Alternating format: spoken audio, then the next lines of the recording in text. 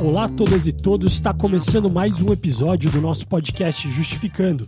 Eu sou André Zanardo, diretor de redação do Just, e estamos todas as segundas-feiras, às 9 da manhã, na Rádio Brasil Atual, em São Paulo e região. E claro, do seu lado aí, no seu player de podcast favorito, no Spotify, no iTunes, Google Podcast, Cashbox, Deezer e também no YouTube. Hoje o programa é especial, pois nesse episódio estamos reunindo algumas mídias progressistas desse país para derrotar essa desinformação toda. O episódio de hoje está sendo gravado no estúdio da Brasil de Fato, uma das mídias mais comprometidas com a democracia nesse país. Estamos junto nessa com uma série de entidades para um projeto comum, que nós estamos trazendo alguns conteúdos voltados à defesa da presunção de inocência. É isso aí, é Justificando, a Associação Juiz para a Democracia, a BJD e diversas outras entidades que estão se reunindo agora para explicar às pessoas que se a gente não cuidar dos princípios que sustentam a nossa democracia, logo menos ela falha uma vez, falha duas, até sumir, né? Presunção de inocência, então, é um desses princípios básicos muito caro ao Justificando, por sinal. Por isso, hoje a gente separou um tema que está sendo arrastado mais uma vez aos tribunais à força, para quem sabe enfraquecer ainda mais a segurança jurídica por essa vontade punitiva dessa massa fascista. Não sei se vocês lembram, mas aproximadamente 3 meses atrás o STF julgou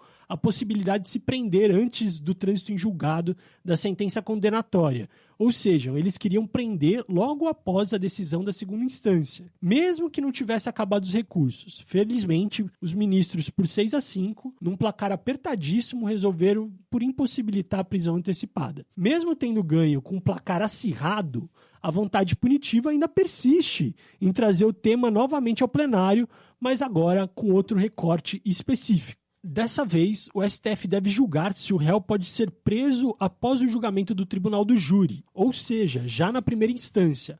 Após a análise do júri, o réu já sairia algemado e preso na plenária de julgamento. O caso teve repercussão geral reconhecida por unanimidade entre os ministros.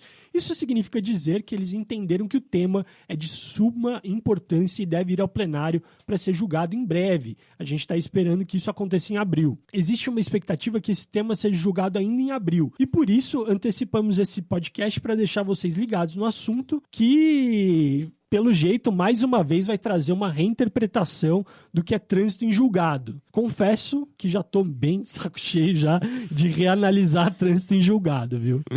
Mas é isso aí. Então, vamos chamar a mesa hoje aqui no estúdio da Brasil de Fato, nesse especial, no início de uma parceria, as convidadas de hoje. Primeiramente, para compor o time de colunistas na primeira participação do podcast Justificando do ano. Seja bem-vindo, Margarete Pedrosa. Olá, André. Um prazer mais uma vez estar aqui no podcast Justificando e iniciando esse segundo ano da série, segundo né? Ano, muito bom, muito sucesso, né? Certamente será sucesso, de novo. Muito bom. E para quem não conhece a voz mais elogiada desse podcast, Margarete é a procuradora do Estado de São Paulo e membro da Comissão de Direitos Humanos da OAB. Ela, todo mundo já conhece, você já é fiel do podcast Justificando, já sabe quem é, né?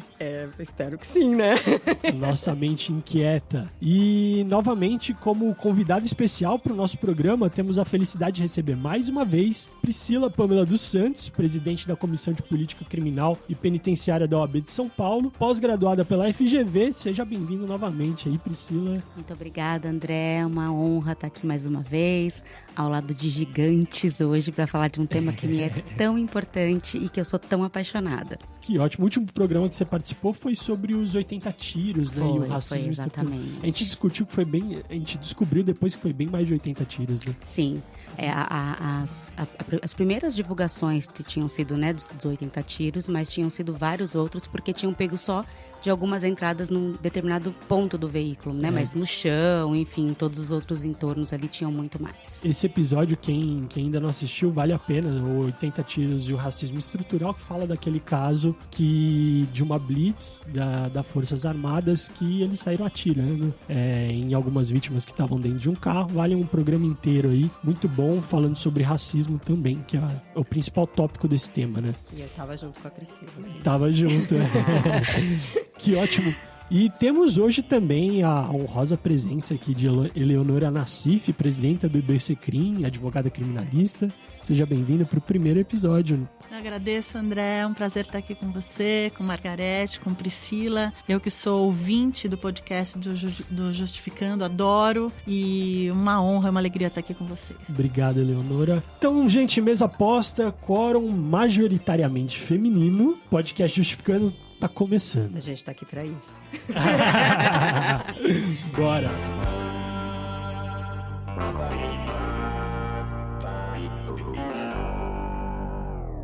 O Supremo Tribunal Federal deve julgar em breve se a soberania do Tribunal do Júri autoriza a prisão imediata de pessoa para cumprimento de pena após a votação dos jurados.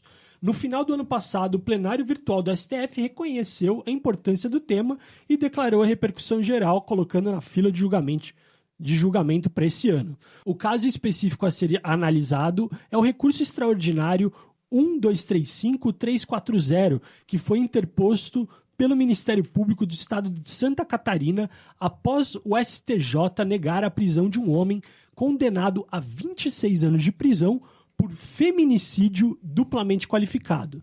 Dentre os temas envolvidos nessa matéria, os ministros também discutirão se a soberania do júri colide com o entendimento de que a execução de sentença penal condenatória só ocorra após esgotados todos os recursos e se a prisão imediata afronta o direito à ampla defesa e o princípio da presunção de inocência. Então, gente, eu já coloco aqui na mesa que o tema, a gente já discutiu tanto esse tema do trânsito em julgado, que parece que o tema é simples, mas não é simples, porque o julgamento passado foi 6-5, então ainda tem temas pra gente discutir, né? Então eu queria já saber aqui na mesa, já quem se habilita a dizer quais são as diferenças desses crimes que são julgados pelo júri e pelo crime comum, já pra gente fazer uma abordagem para situar que o júri é um outro rito.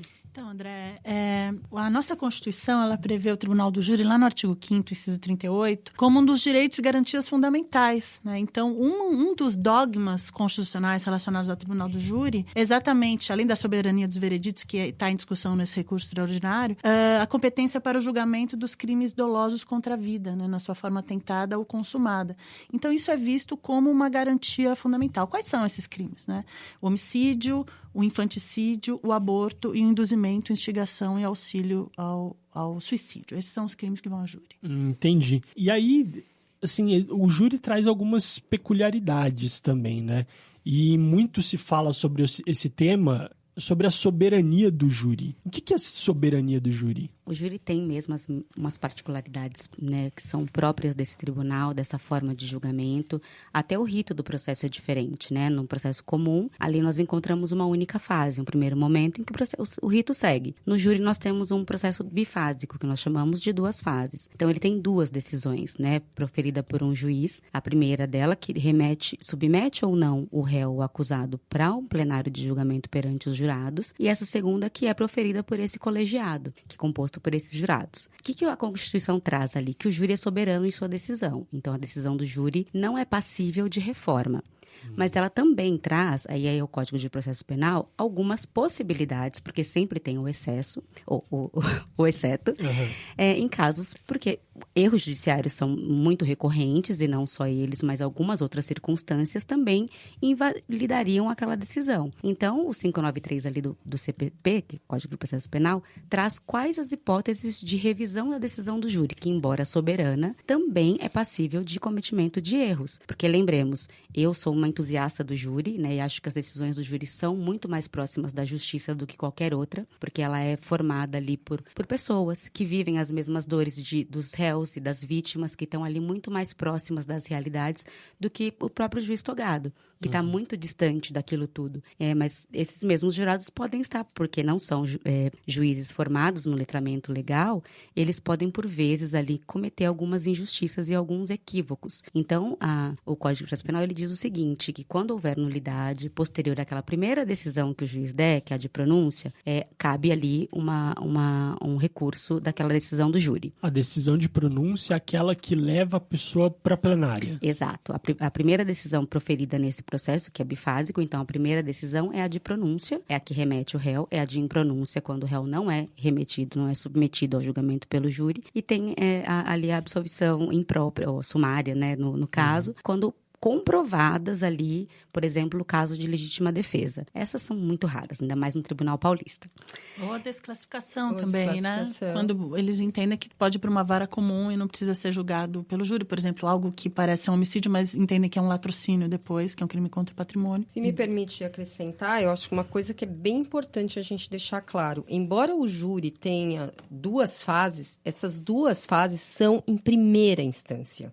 Eu acho que a grande propaganda equivocada que tem sido feito desde a apresentação do projeto anticrime, que é um projeto, na verdade, né, que de anticrime não tem nada, que é o tal do projeto do nosso ministro da Justiça, nosso não, né, do ministro da Justiça de alguns, o Moro, ele não é, que hoje virou lei, né, que é a Lei 13.964, de 2019, que traz toda essa celeuma da prisão, logo no plenário do júri. E o grande equívoco nessa propaganda mentirosa, mais uma vez, é confundir as pessoas. Então, é bem importante dizer que, embora o júri tenha 2 fases, essas 2 fases são em primeira instância. Uma é apenas para admitir ou não este processo para o júri. Quer dizer, esse processo está pronto para ir para o tribunal do júri, para ser julgado, né, pelos seus pares ou não.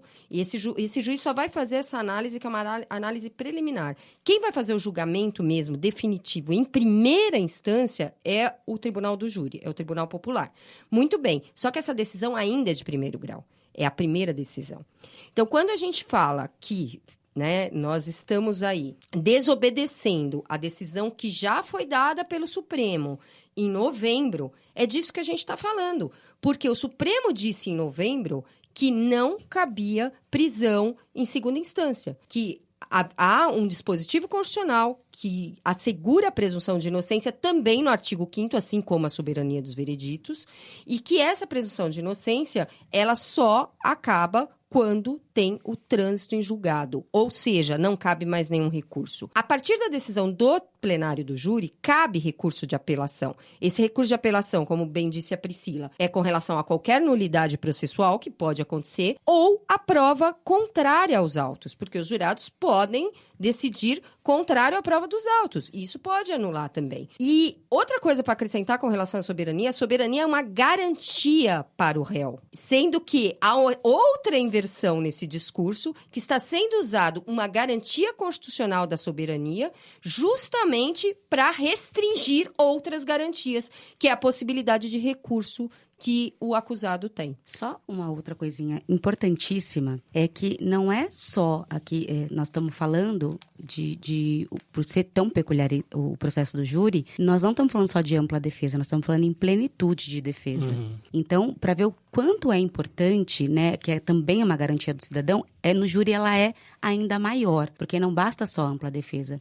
No júri a defesa tem que ser plena. E a prova também, né, para poder ser revisionada ali por um tribunal, que é o requisito do recurso de apelação, ela não é só contrária à prova dos autos, ela é manifestamente contrária à prova dos autos. O que isso quer dizer? Aquela escancarada, olha, os jurados decidiram aqui de fato, de uma forma absurda, não encontra nenhum amparo na prova daquele processo. Então, olha, todas as provas aqui estão demonstrando, o réu estava num lugar, trabalhando, cartão de ponto, câmera filmando que ele estava naquele local, enfim, testemunhas, tinha digital para ele entrar na empresa, tudo isso comprova que ele estava naquele local e está sendo acusado por um homicídio num outro local X que não teria como ele estar presente. E aí os jurados vão, pelo discurso, porque por mais que eu seja entusiasta, também tem disso, né? O júri é muito, o processo de convencimento ali é muito de quem está levando essa pauta. Então, por vezes a acusação tem um promotor mais preparado, por vezes a defesa, enfim, por vários motivos. E também por vários motivos de clamor social, enfim. Aí o jurado vai e decide contrário àquele réu. Então, a prova, ela é muito clara no sentido de que o réu não poderia ter praticado aquele homicídio, mas ainda assim ele saiu condenado. Então, essa prova é manifestamente contrária. Não basta só contrariar o conjunto probatório. Ele tem que ser escancarado, tem que ser aquela decisão que não encontra nenhum amparo. E também vale reforçar que provas ali na plenária do júri tem tanta tese para defesa quanto para acusação. Então, enquanto houver isso, a prova não é manifestamente contrária. Quando houver duas teses passíveis que encontram amparo naquele conjunto probatório, nós estamos falando de uma prova que pode contrariar a minha tese. Agora, para ela ser manifestamente contrária, que é esse o requisito do tribunal do júri, por isso preserva a soberania, é uma prova muito além. Então, é um requisito super restritivo. Nós estamos falando, assim, isso preserva a soberania do júri. Então, querer inverter essa forma de querer demonstrar que qualquer decisão pode ser passível, nós estamos desrespeitando o que os jurados decidiram, não é mentira, é uma mentira, não é uma verdade. E para eu entender esse cenário, porque a gente está falando de duas coisas. A gente está falando do julgamento do STF e está falando também do projeto anticrime. Então, para o ouvinte entender, é isso. Esse tema está em voga por duas vertentes. É o projeto anticrime que traz um novo artigo, e aí pode ser julgado inconstitucional. Que pode ser julgado inconstitucional e provavelmente deve ser julgado, ou não sabemos, né? Vai depender, inclusive, do STF agora fazer essa análise no caso em concreto para ver o que vai acontecer. Mas o que a gente precisa pensar é, até esse julgamento, como é que a defesa faz, né? Então, o que acontece é que eu não tenho mais chamado o projeto anticrime de projeto anticrime. Eu chamo de lei anticrime, porque, na verdade, o projeto anticrime... Já não é mais, né? Ele é uma lei, e o projeto ele é muito maior do que a lei anticrime, que é a Lei 13.964, como disse bem a Margarete. Por quê? Porque tem a ver com incrementar as polícias, colocar a Polícia Federal para fazer coisas que antes ela não fazia. Então, isso é um projeto anticrime, né? Que vai além dessa lei. Então, a lei anticrime, na verdade, ela alterou aqui o artigo 492, inciso 1, a linha E do Código de Processo Penal, e trouxe algo muito complicado, ligado umbilicalmente ao que a gente está conversando aqui, que é o fato de que pessoas condenadas pelo tribunal do júri, e aqui quero ressaltar e elogiar o que Margarete traz quando diz que tem uma propaganda enganosa, porque a confusão se dá muito em torno da terminologia tribunal. Quando a gente fala em tribunal, a primeira impressão que se dá é que a gente está diante de um tribunal de segunda instância. Mas, na verdade, aqui eu conto para os desavisados que tribunal do júri se trata de primeira instância. Então, aqui a gente não está nem falando em julgamento após a segunda instância. A gente está falando de algo que antecede muito essa discussão, que é um julgamento após a primeira instância. Então, essa alteração da lei anticrime em relação a esse artigo 492.1e, ele preocupa muito aquelas pessoas que estudam seriamente a matéria, porque traz essa possibilidade de execução antecipada da pena a pessoas condenadas pelo tribunal do júri, leia-se, primeira instância, condenadas a pena igual ou maior a 15 anos de reclusão. Né? Então, essa é uma preocupação muito grande, que isso está na lei, né? Foi alterada, tem essa discussão, temos aquela também as ADCs que possibilitaram, inclusive, que o presidente Lula estivesse solto, ou seja, tem efeito erga omnes, mas agora nós temos aí essa lei que traz essa alteração. Então, hoje, né, se um réu vai à júri ou uma ré, hoje, o que acontece? Pode ir preso? Pode. Então, o que acontece é que a defesa precisa entrar com habeas corpus preventivo, né? Tem que ter essa perspicácia, tem que estar antenado a esse ponto para garantir que aquela pessoa, né, em caso de uma condenação a uma pena, que caso não esteja presa preventivamente, ou seja, que não estejam presentes os requisitos da prisão preventiva, porque a prisão preventiva ela é sempre possível, ela sempre foi possível e sempre será possível. Se o réu ou a ré ameaça alguma testemunha, ele pode ficar preso preventivamente. O que a gente está falando aqui é de outra coisa, é de execução antecipada da pena. E isso não se pode admitir em hipótese alguma.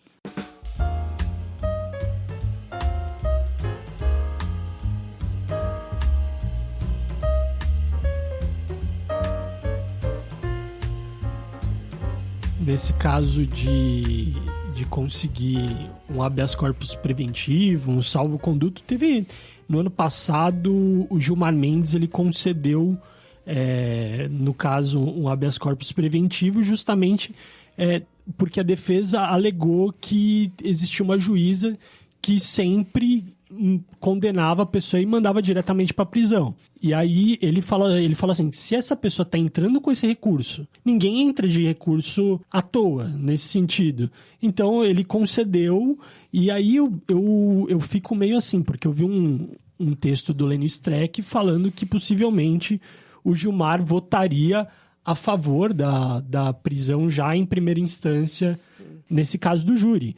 Mas ele concedeu um habeas corpus muito singular nesse sentido.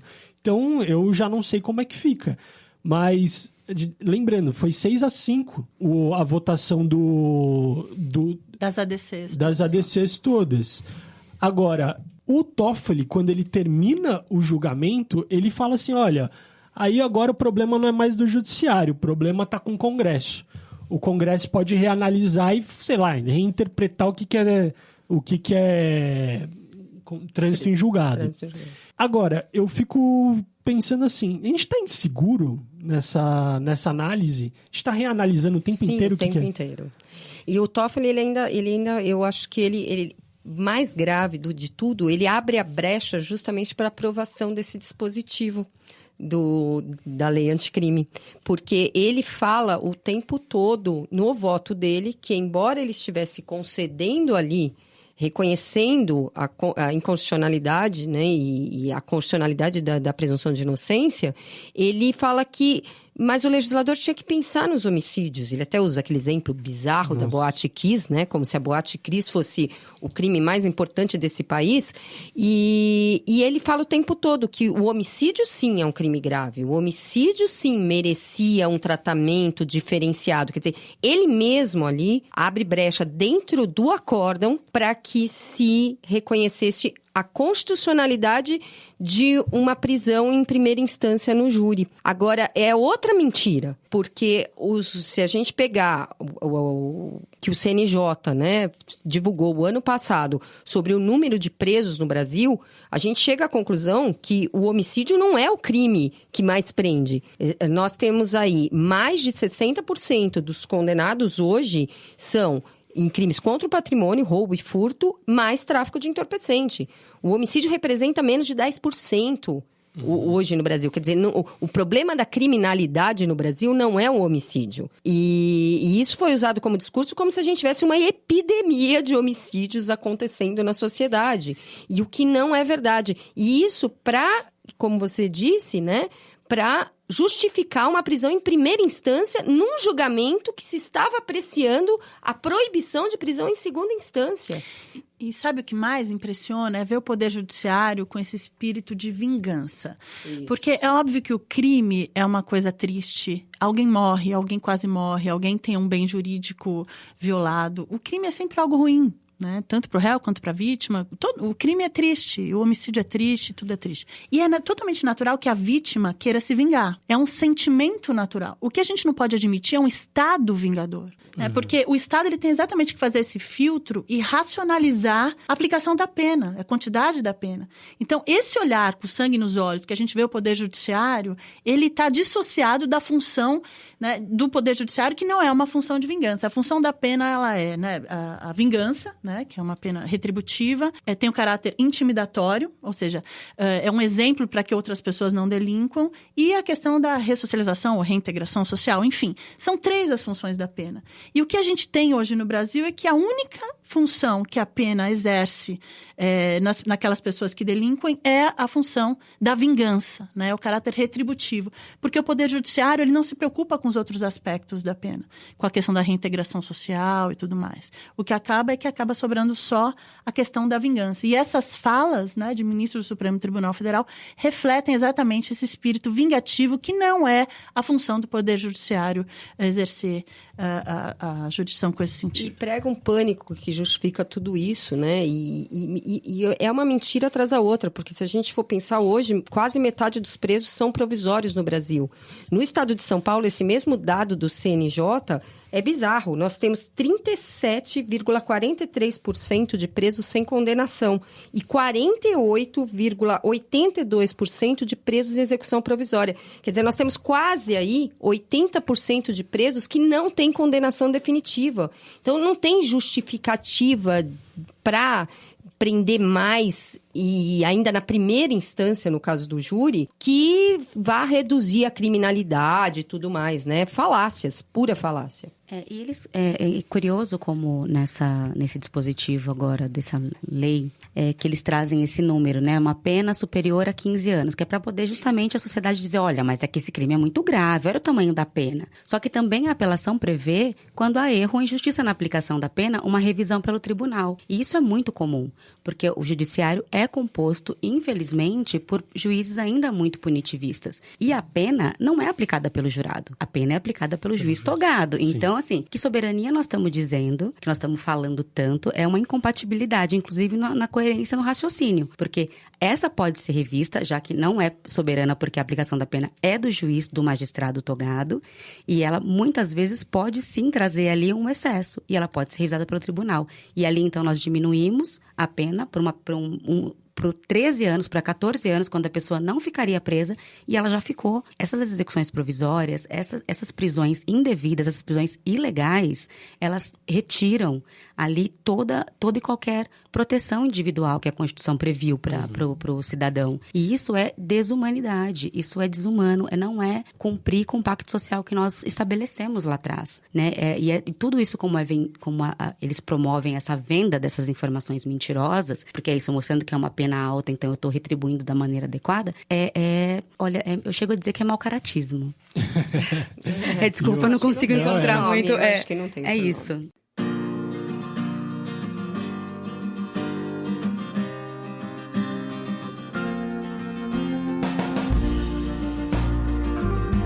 Agora eu queria jogar um pouco, fazer aqui o papel do vilão nessa história e puxar, por exemplo, nesse caso que foi um homicídio duplamente qualificado, que está sendo trazido pelo STF de uma forma bem oportuna de escolher esse recorte. Vamos concordar que boa parte da população, se não a maioria, quer uma resposta da justiça de forma imediata, efetiva, e quando vê um caso desse, quer que o cara já saia direto preso. A gente também quer uma resposta rápida da justiça. Todos nós queremos. A questão é a gente achar que a morosidade do Poder Judiciário tem a ver com o excesso de defesa. Muito pelo contrário, a gente tem aí o Ministério Público e Judiciário que tem 60 dias de férias por ano. Se você vai ao fórum de manhã, não tem audiência, pelo menos no estado de São Paulo. 16h30 já acabaram as plenárias. Então, que tipo de justiça é essa que as pessoas não trabalham até às 19, 20 horas, que de manhã ninguém está ali trabalhando? Então, a culpa é da defesa, né? Então, todo mundo quer uma justiça rápida, uma justiça bem distribuída. Todo mundo quer isso, mas a gente tem que fazer as coisas de um jeito que todos os direitos e garantias daquela pessoa que está sendo acusada sejam garantidos, né? E mais que isso, né? Eu acho que não é só justiça, né? O crime aí, inclusive, é feminicídio. A gente pensa na consequência quando o crime já está posto. Mas ninguém cobra do executivo, por exemplo, políticas públicas preventivas. Ninguém cobra do executivo uma brevidade na feitura dessas políticas públicas que poderiam evitar crimes como feminicídio, por exemplo. E é tão engraçado, né? Porque tudo tem 2 pesos e 2 medidas. Ninguém fala de violência contra a mulher quando é para falar de prevenção, que é para falar de uma estrutura policial adequada, que é para falar de educação. Mas aí, quando é para falar em reduzir direitos, aí o feminicídio virou o grande problema deste país, e aí nós vamos, com base nisso, restringir garantias, né? É um discurso que é sempre maleável para o benefício do que se quer. Você pode ter certeza, André, ninguém está querendo coibir feminicídio julgando isso, né? Não é o que se pretende. Como não se pretendia coibir corrupção quando se pensava lá em prender o presidente Lula, né? O que se pretende sempre tem outras coisas aí por trás disso tudo, né? Esse julgamento, ele tem algum embasamento que seja justo para ele vir à tona? É suficiente dizer que o rito é diferente e do júri, por isso agora a gente tem que rever essa decisão que foi tomada 3 meses atrás?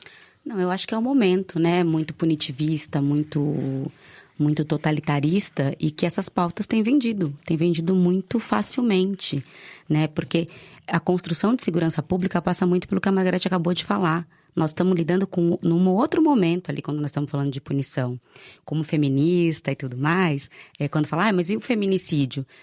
Também nós temos que entender que o crime é sempre fruto dessa construção social que nós temos. E o combate a essa criminalidade jamais vai vir com a prisão, né? Enfim, não vou nem entrar em termos de abolicionismo penal, porque eu acho que isso é uma pauta para um outro dia. Mas a gente precisa começar a pensar um pouco sobre isso. Esse crime é fruto do quê? Né? Então, cobrando a presença, tirando essa pessoa da sociedade, eu vou resolver, de fato, a criminalidade? Como a Eleonora disse, isso é vingança e não é resolução de problemas de criminalidade. Então, só que nesse momento em que governos totalitaristas são eleitos, em que pautas que não são de segurança, mas de insegurança pública são vendáveis de uma forma tão simples, é o momento de fazer com que propostas e projetos e momentos em que julgamentos que tratam disso sejam colocados em pauta para poder serem votados com um direcionamento muito específico. Hoje, a retirada de direitos e garantias fundamentais virou um mote. Então, é evidente que pelo júri ter um rito diferenciado, é trazido pela Constituição, não é razão para trazer isso para julgamento agora. A repercussão geral do tema, eu entendo que ela mas para conferir garantias, ao contrário. Gente, duplo grau de jurisdição. Todo cidadão tem direito. Querer extrair disso porque o processo é pelo júri, em primeira instância, e prender é ilógico. Não faz nem... Não orna. Constitucionalidade. Não orna, porque ele afronta todos os princípios constitucionais, né? Desde a plenitude, que é o que confere no Tribunal do Júri soberania dos vereditos, porque não esbarra na soberania, como nós dissemos. É um filtro muito bem feito para poder o tribunal analisar questões pontuais da decisão dos jurados, somente em casos de erro também da pena. Então, assim, essas mentiras, infelizmente, vão construindo um imaginário social de que nós não temos punição, de que se essa pessoa for retirada da sociedade, nós vamos resolver o problema da criminalidade, e nós estamos criando um monstro. O sistema prisional é um monstro e ele vai eclodir. Aliás, lembrando que nós temos mais de 800 mil pessoas presas hoje. Se prender fosse realmente resolver a questão da criminalidade, nós estaríamos muito bem. Nós somos o terceiro país no mundo que mais prendemos. Então, a gente já sabe, né, que não é a prisão a solução para conter o crime. Voltando aqui à questão do julgamento, eu acho que o único que foi cuidadoso para falar sobre o tema dentro do outro julgamento foi o Celso de Mello. E o Celso de Mello, ele colocou assim: tenho para mim que não cabe invocar a soberania do veredito do Conselho de Sentença para justificar a possibilidade de execução antecipada da condenação penal, recorrível e emanada pelo Tribunal do Júri. Eis que o sentido da cláusula constitucional inerente ao pronunciamento soberano dos jurados não o transforma em manifestação decisória intangível, mesmo que admissível em tal hipótese a interposição do recurso de apelação, como resulta claro da regra inscrita no artigo 593. Alguém traduz? Então, ele está querendo dizer o seguinte, que a soberania dos vereditos, os jurados decidem, são imutáveis às decisões dos senhores jurados, por juízes togados. Mas quando alguém apela, tanto o Ministério Público quanto a defesa, com base no artigo 593 do Código de Processo Penal, que tem lá as hipóteses, né, de possibilidade de recurso... Nulidade, decisão manifestamente contrária à prova dos autos e tudo, o tribunal, o que o tribunal faz? O tribunal, ele pode conceder, enfim, deferir a apelação e mandar a novo júri. Então, a soberania do júri, ela é respeitada porque só outro jurado, né, só outro conselho de sentença, composto por jurados, por pessoas leigas, pode mudar aquela decisão. Mas hoje já foi dito aqui pela Margarete que a soberania dos vereditos, ela é uma garantia dos cidadãos e das cidadãs, né? Uhum. Jamais ela pode ser colocada numa discussão para subtrair direitos contra, né, o réu. Então, e eu ouso avançar um pouco mais nessa discussão. Eu diria que a soberania dos vereditos, ela é relativa. Uhum. Ela é relativa porque a gente tem, por exemplo, a revisão criminal, como hoje a Pamela hoje aqui trouxe, que ela é uma ação, né, autônoma, nos trata mais de um recurso, e que ela tem 2 requisitos para que possa ser dada entrada numa revisão criminal, que é o erro judiciário. Existe erro judiciário, gente? Um monte. Né? O erro judiciário, que é uma realidade, e a decisão trânsita, ou seja, a decisão com trânsito em julgado. Então, a partir do momento que existe o erro judiciário e a decisão trânsita, é possível entrar com uma ação de revisão criminal. Tudo bem. Portanto, entra-se com a revisão criminal e daí o tribunal entende, portanto, que os jurados erraram. O que é feito? Suponhamos o caso dos irmãos Naves, onde a vítima apareceu viva depois de anos. Vai mandar novo julgamento com a vítima viva? Ou seja, nem crime houve? Então, num caso como esse, obviamente, o tribunal pode decidir. E fica totalmente de escanteio, né? Fica desnecessária essa preocupação com a soberania dos vereditos, tendo em vista que a vítima está viva, não tem que mandar novo júri. Os jurados erraram, né? É uma obviedade. Então, nesse sentido, e aqui também eu ressalto o brilhante trabalho daquele projeto Innocence Project, né? Capitaneado pela Dora Cavalcante e várias outras pessoas. Pela Flávia Raal, essas mulheres inspiradoras, incríveis, que tanto eu me inspiro, que é justamente um projeto que é só para entrar com revisão criminal em relação a casos onde há erro judiciário. Houve até um caso razoavelmente recente de um pai, né? Não é um caso de júri, mas é um caso bastante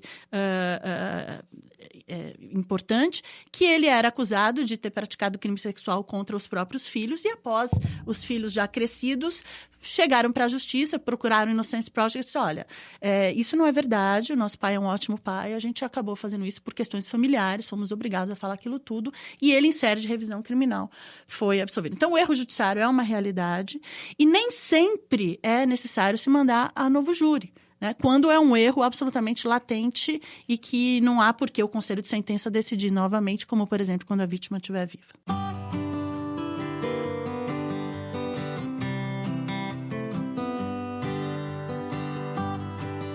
Esse programa aqui está sendo um programa um pouco mais técnico, mas a gente está vendo a necessidade disso acontecer, né? Porque está 6-5 lá com os ministros lá, imagina para o nosso ouvinte ter que entender toda essa questão. Acho que vale a pena, então, para quem é estudante, para quem é advogado. Mas eu queria fazer uma pergunta, já que a gente está falando sobre o básico, e o básico está complexo. O que significa trânsito em julgado? Trânsito em julgado, André, é quando todos os recursos se esgotaram.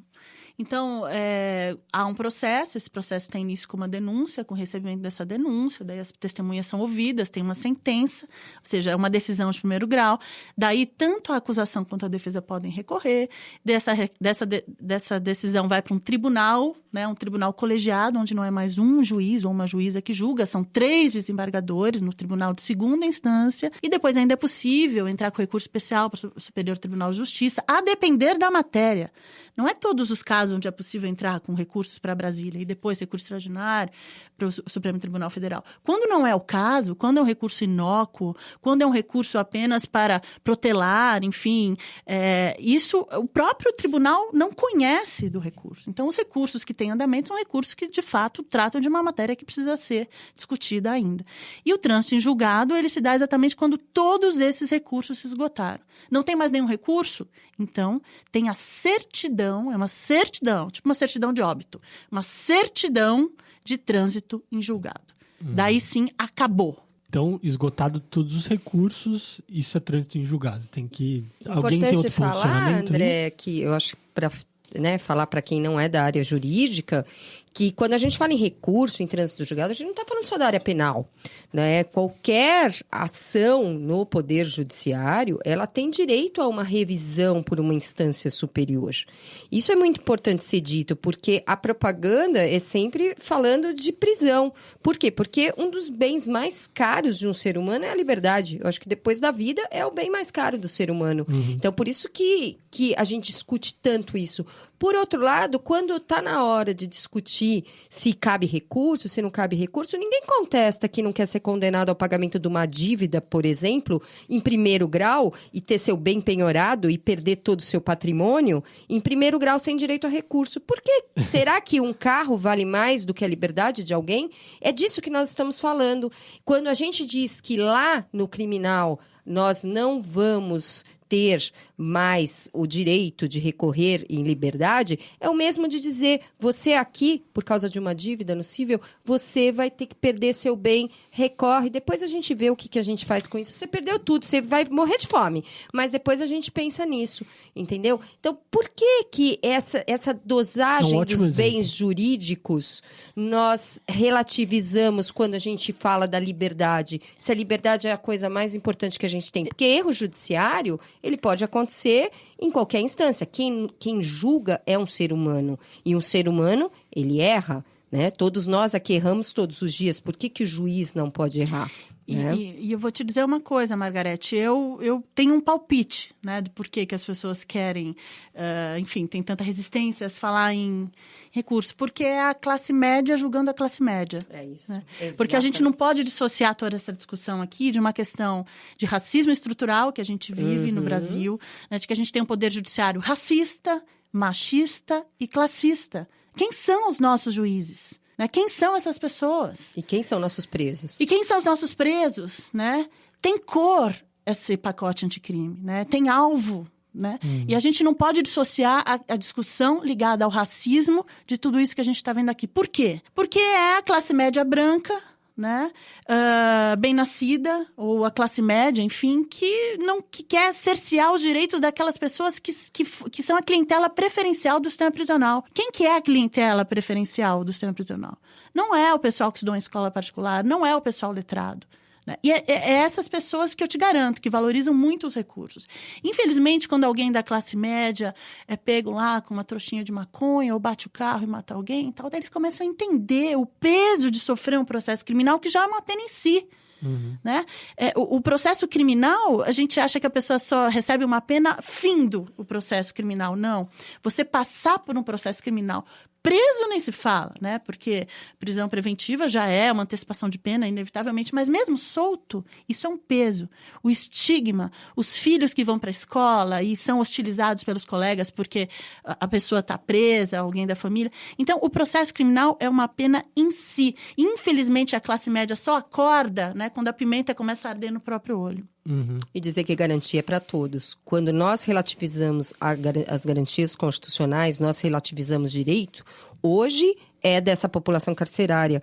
Amanhã vai ser de quem? Nós estamos num Estado fascista que tem como objetivo restringir direitos. É disso, entendeu? Que se trata, é de uma política maior. E é de uma política, sim, Leonora, concordo, de extermínio. É a necropolítica, que é de dizer quais corpos valem a pena nós investirmos. E nesse capitalismo que está instituído neste governo, na verdade, é um capitalismo destrutivo, é o capitalismo que só pensa no lucro e não está pensando sequer na própria mão de obra desse capitalismo, que é o que produz. Né? Então, é a necropolítica, é de dizer quais corpos têm importância e... Quando você prende, quando a maior parte da população carcerária hoje é de negros, é de jovens menores de 24 anos, cuja escolaridade não é o primeiro grau incompleto, de que população que é presa? Que população que vai brigar por recursos?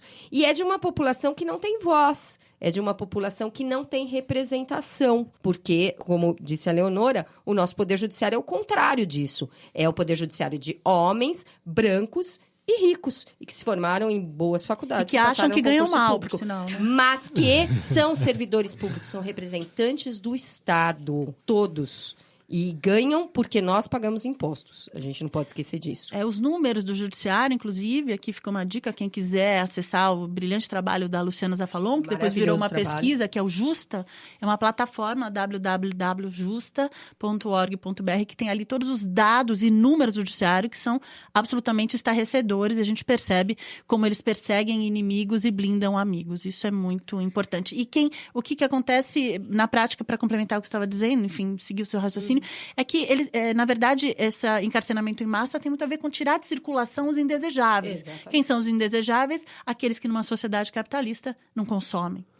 Mas é muito louco, porque assim, a gente está aqui discutindo, eu estou pensando em várias coisas, né? Porque, assim, de fato, há um público-alvo e eles são os indesejáveis. Mas é muito louco pensar que os próprios indesejáveis também não querem, não desejam o outro, que é o seu semelhante. Sim. Então, e esse é o nosso grande problema. Porque, assim, inclusive, hoje a pauta, né, desse combate à criminalidade desenfreada, vamos prender logo após, afinal de contas, foi condenado por homicídio, não tem mais discussão. Ela também vem das classes mais baixas. Então, nós estamos perdendo a forma de comunicar e de esclarecer que é isso. Olha, mas meu filho não mataria ninguém, meu filho não roubaria ninguém. Que isso não importa, não reflete só no crime de homicídio, mas garantia individual é para todos.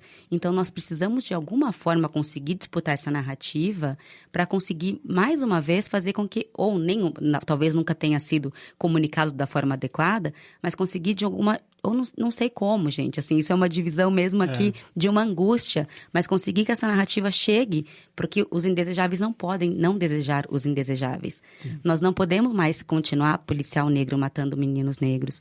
Não podemos, não dá. Juízes brancos encarcerando pessoas negras, isso é comum, a gente vive isso desde sempre. É só a escravidão numa forma mais sofisticada, que é o aprisionamento. Isso é claro, é muito simples e não vê quem não quer ou quem é mal intencionado. Isso também é indiscutível. Que hoje a prisão é a forma mais clássica da escravização, mas numa forma muito mais sofisticada. Só que a gente está num passo atrás, porque não é só de juízes brancos e elitizados que estão encarcerando esses meninos jovens, pobres e meninas hoje em dia, porque mulheres negras também estão ocupando muito, né? Hoje nós passamos 42 mil, é o número de mulheres encarceradas. Então, mas o problema é que já não são mais só eles. Então, nós estamos colocando uns contra os outros, né? O inimigo agora começa a ser o meu igual. Uhum. E nós não estamos conseguindo levar essa pauta para explicar de fato o que é segurança pública e não essa mentira que nós vendemos e apresentamos como segurança pública de uma forma mais compreensível. E aí a bandeira vem de baixo pedindo mais encarceramento, entende? Então, assim, tá tudo muito errado. Essa dificuldade de comunicação que você está falando também é uma angústia nossa e eu acho que é a razão desse podcast também. E por isso... Eu até peço desculpa a aquelas pessoas que nos escutam, que não são necessariamente do direito, mas aqui o Justificando, sendo também, tendo local de fala do direito, é importante que a gente possa falar com os nossos, porque se nem os ministros do STF estão resolvendo um tema, a gente precisa se juntar para conversar sobre onde deu errado. Onde tá ruim? Então a gente precisa afinar a nossa comunicação. E espero que esse programa também tenha esclarecido as outras pessoas que não são do direito sobre a importância de se pensar que a presunção de inocência é sim um valor que a gente tem que preservar nesse país. No começo do programa a gente falou, a democracia começa a dar uma falhadinha aqui, falha ali, daqui a pouco acaba. E quantas vezes vocês viram falhar nos últimos tempos? E o ordenamento a Constituição ela é linda. Nós não precisamos continuar reinterpretando toda hora, né? Assim, o que é trânsito em julgado? É óbvio, assim, para quem não é do direito, parece não tanto, mas olha, não cabe. A Eleonora desenhou o que é. Os tribunais sabem. Não precisava, essa questão sequer passava pela cabeça de qualquer jurista que isso seria levado para um Supremo Tribunal Federal de novo. É mau caratismo mesmo. É isso, não tem muita... O que é prender após a decisão do júri? Gente, sim, é primeira instância, todo mundo tem direito ao segundo grau, ao duplo grau de jurisdição, e aí os recursos extraordinários para os tribunais superiores, se for o caso, se houver ali os requisitos necessários, porque são super restritos, as questões de admissibilidade são dificílimas, são complicadíssimas. Então, tá tudo muito posto, tudo muito certinho, princípio de presunção de inocência, não tem confusão nisso. Priscila, sabe o que a gente vai fazer? Próximo programa a gente desenha.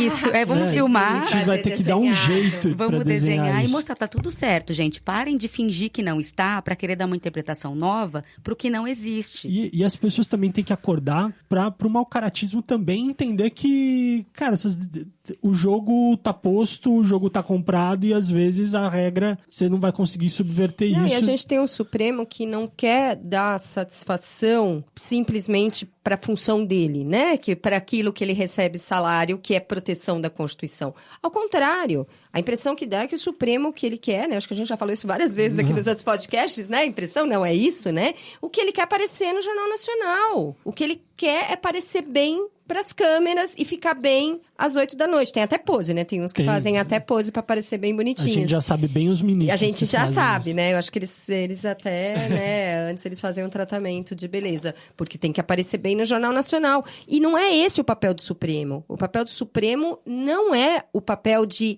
dar julgamentos populares, aceitos, enfim, o Supremo não é eleito, né, no Brasil por causa disso, é um poder, né? Contra-majoritário. É um poder de guardião da Constituição. E a Constituição virou uma letra de conveniência para a conjuntura popular que é pregada pela Globo ou que é pregada pelos políticos de plantão naquele momento. Então, o papel do Supremo, eu acho que é algo que a gente já discutiu em outros programas, mas que está por trás de tudo isso. Porque se o Supremo tivesse sido sempre o guardião da Constituição, sequer nós estaríamos discutindo isso. Agora, o Supremo se contradiz o tempo todo. O Supremo mesmo faz isso, né? Então, ele facilita que projetos como esse, que tem essa disposição bizarra de prever uma prisão em primeira instância, sejam passados pelo Congresso. E vamos combinar, esse programa só está acontecendo porque teve a decisão da prisão de segunda instância, que foi desfavorável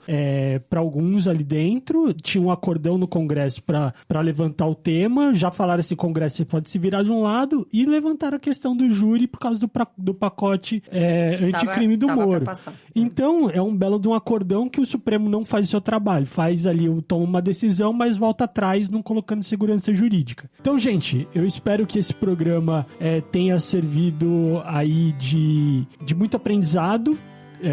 A gente tratou de novo sobre trânsito em julgado. Acho que é a 5ª vez nesse podcast que a gente faz isso. E espero que vocês tenham gostado. Semana que vem a gente tá de volta. A gente volta com uma boa volta pra bancada novamente. Margarete, muito obrigado. Obrigada, André. Sempre um prazer enorme estar aqui com os nossos ouvintes. Ótimo. Priscila, mais uma vez, 2º episódio. Muito bom ter você aqui.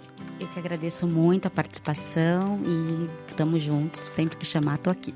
Ótimo. Nossa presidenta do IBCCRIM, Eleonora, muito obrigado. André, Margarete, Priscila, uma alegria estar aqui com vocês. Só para finalizar, hoje eu estive numa penitenciária visitando um cliente que está preso e cada vez que eu vou ali é tão sofrido que renova o meu olhar sensível em relação a esse tema. Então fica aqui o convite para que toda a magistratura cumpra a lei e frequente as penitenciárias para saber para onde eles estão mandando essas pessoas. Obrigada pela oportunidade de estar aqui com você, André. Obrigado. E já sobre esse tema aqui que a Eleonora levantou, dá uma olhada na entrevista com o João Marcos Buck. Esse cara é um juiz muito bacana. Maravilhoso.